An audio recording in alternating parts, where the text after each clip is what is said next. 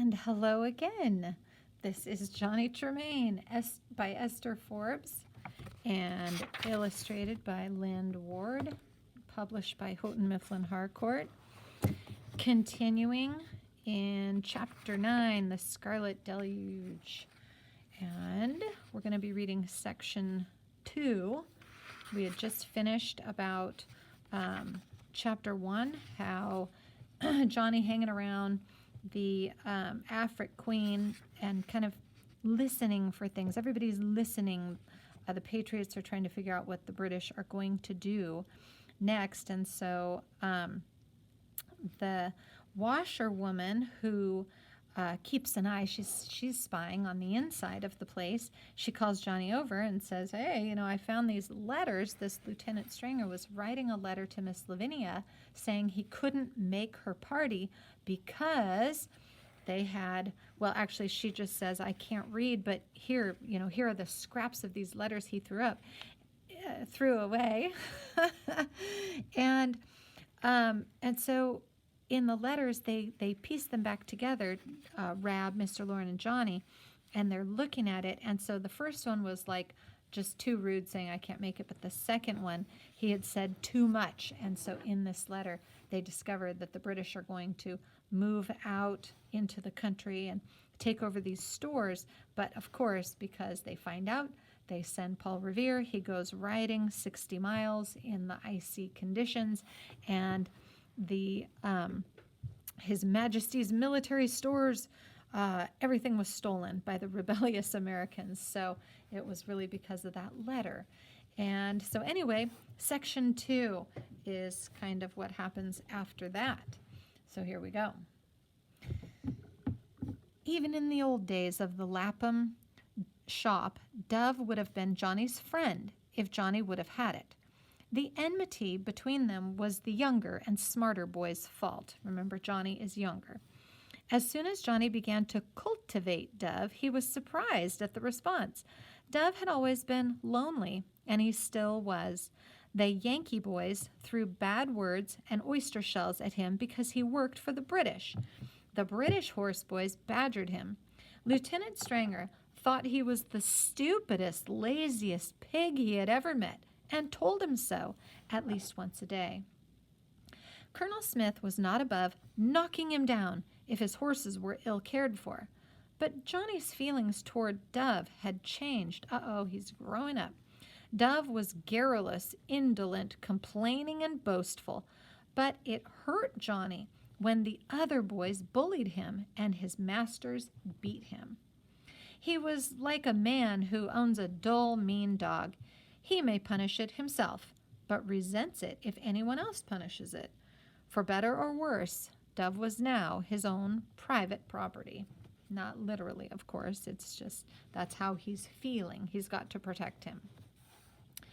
Once a day, twice a day, and sometimes 3 times in one day, Dove would sneak over to the observer's office. Here, for a few minutes, he could get away from the swearing and cuffing of his superiors and the malice of the grooms. Cuffing is hitting. By Rab and Johnny's standards, they were often rude to him. By his own, they treated him fine. At least he was allowed to slump into a chair, complain, boast, and eat. It was hard to watch Dove swilling their meager food, but the way to his heart seemed to be through his stomach. What they had, they shared with him. Although badly treated by the British and kindly by the 2 Yankee boys, Dove had become violently pro-British. That means for the British. At least when talking to Rab and Johnny, he considered himself part of the British Army and was always bragging about what we were going to do to the rebels. Yep, we're going to march right out of here, he was saying one day, and we'll kill every rebel we meet, skin 'em, cut off their heads. And here in Boston, just as soon as old Gage gives the signal, we're going to string up every rebel, hundreds of them. Yep. Johnny yawned. He could not help it. The yawn may have irritated his guest. Oh, they know all about you. You haven't been given any riding to do for them of late, have you? True enough, although Johnny had not found out one thing of genuine value by the letter carrying he had done for British officers, it had been a good contact, and he needed money. He had been sorry to find that he was no longer employed. It was I that warned him. I told him that Johnny Tremain was a rebel of the deepest double dye. So Dove had gone out of his way, had he, to be mean? Oh, you blat, blat, blat, talk, talk, talk. I know what's my duty to report and what's my duty to keep mum about. Take military secrets. I don't tell 'em. As soon as he had arrived, he had walked over to the cupboard where the boys kept their food and helped himself.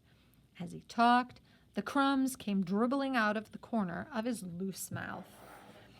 For instance, he went on, you didn't know, did you, that last December Lieutenant Stringer almost went on an expedition to Portsmouth? I knew he was planning to go, but I knew enough not to say anything to you about it. I can keep a secret all right. Well, thanks to Lydia, they had known about this, but they had had no idea that Dove, too, had known at the time. That's no secret now, but it is a secret where old Gage will strike next. You'd like to know, wouldn't you? I could tell you if I had the mind to. Why don't you give me something to drink? Rab and Johnny exchanged a glance. Johnny poured him a tankard of ale. Maybe he knew more than they thought. But would the mild ale loosen his tongue? That means they're going to try to get him to drink this alcohol so that he won't care as much about things and he might talk too much, accidentally say something. You wait a moment, Dove. I'll be right back. Johnny ran through the backyard to the Afric Queen. He knew Colonel Smith had told Lydia that one of his young gentlemen was prone to solitary tippling. If ever she found a bottle of brandy in his chamber, she was to take it. He did not say where she was to take it to, so Lydia took away the young gentleman's bottle in the morning when she made his bed, but was not above reselling it to him in the evening. Johnny came back, a brandy bottle in his hand. Now this, he promised, will pick up that flat ale something fine. He poured in so generous an amount that Dove's white lashes quivered with anticipation. You certainly are a good guy. My, that's great. That's the stuff. Well, as I was saying, here it is March. That's spring. Armies don't stay cooped up in the springtime. They march out and fight. He hiccuped for the first time. Fight battles. And the battle we're going to fight this springtime, me and the rest of the boys. Well, I warn you, if I was you, I'd not wait. I'd start running and not stop until I came to the Berkshires. I think those are some mountains, he's saying. Get out of town. I don't believe they'll move the army all the way out to the Berkshires. Who said anything about the army going to the Berkshires? There are no military stores there, and King's command at old Grandma Gage to confiscate all rebel stores. His Majesty is real mad, got his royal dander up. He thinks Gage is scared 'cause he don't take action against the rebellion. Gage already has tried 3 times to seize our supplies. Charlestown, Salem, and Portsmouth. Once he did, and twice we were too quick for him. He doesn't know where our things are hidden. Don't he? Johnny filled his tankard again with the horrifying concoction. Dove belched with satisfaction. They've got maps in map cases. They've got Worcester and Concord marked in red. They know where to go, all right. Don't you wish you knew just how many active troops there are in Boston now? How many? Dove's figure was wildly inaccurate. It looked as though they had wasted their ale and Lydia's brandy. Dove was getting maudlin. There were tears in his eyes as he told them how much he loved them. He's drunk. Best friends I ever had, he mumbled. Best boys in the world. And he suddenly struck out at the British.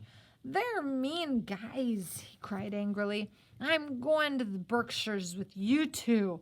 I'm not going to stay here in Boston, nursemaiding them their horses. Dig a hole, get in hole, pull hole in after me.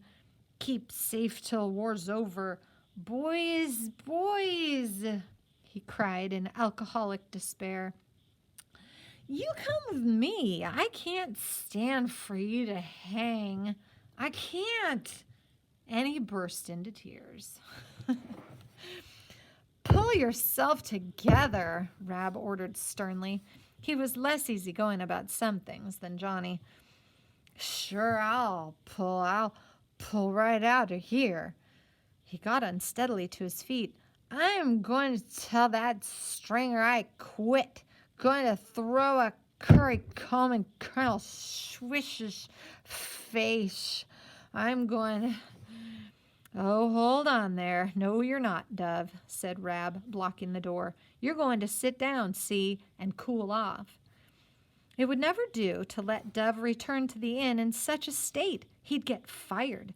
The boys had overcooked their own goose. It took them half an hour to quiet Dove. Over and over they explained to him what a fine job he had and what a glory it was to be a part of the British Army. Finally, Dove began to subside. He was getting sleepy. Well, it don't make any difference. I'll get fired anyhow. Stringer told me he'd get Colonel's horses all shined up good. Told me to get Nan around saddled by 4 something, maybe by 4:30. He leaned back and slept. Ugh, looks like I'll have to do his work for him, muttered Johnny. We can't let him get fired. It's 4 now. Ugh, oh, that swill pig, that louse. He ran for the stable. Before this, he had often helped Dove with his work.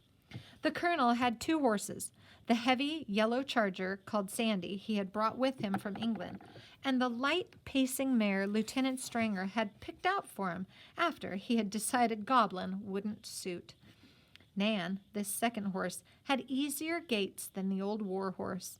The colonel much preferred her for hacking about Boston, but she was not yet well trained for drums and volleys. That means for war and the sounds of the music and the drums and the cannons and the shots.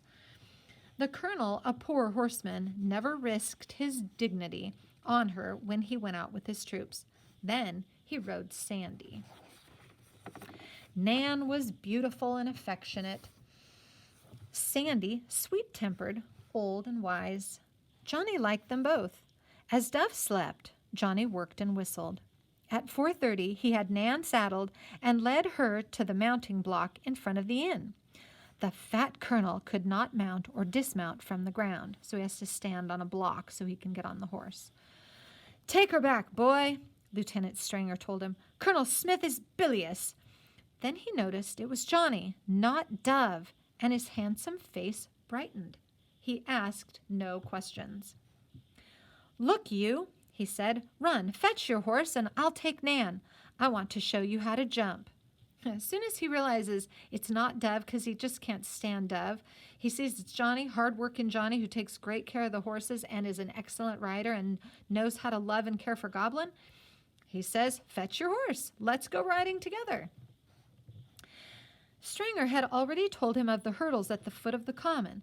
Johnny had wistfully watched red-coated officers schooling their horses over them. He had not dared try them himself. He was afraid they would order him away. But no one would order away any friend Stringer cared to bring with him. Although the very young officer was proud and class-conscious enough when they met indoors at the Lights or Afric Queen, once both were in their saddles, they were equals. He was an ardent teacher who had at last met a pupil worth bothering with, or rather 2 pupils, for at the end of the first lesson he said Goblin was the finest natural jumper he had ever seen. Johnny knew he longed to own him himself. He could any moment by merely saying, "Commandeer," and Johnny knew he never would say it. From that day, he and Johnny spent hours together, jumping or exercising horses. Johnny almost worshipped him for his skill and almost loved him because ever and anon he looked so much like Rab. But still, it was only where horses were concerned they were equals.